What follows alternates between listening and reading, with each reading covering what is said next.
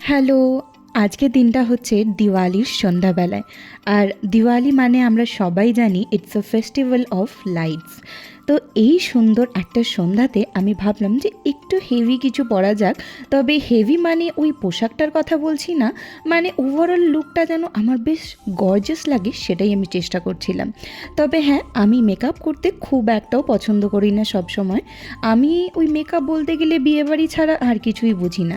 আর normal days বা কোনো party বা কোনো পুজোর দিনকে আমি ওই হাতে একটা ঘড়ি, কানে একটা হালকা কানের দুল, ঠোঁটে একটু লিপস্টিক, একটা টিপ আর একটু কাজল, আর চুলটা অ্যাজ ইফ খোলাই রেখে দিই সবসময়।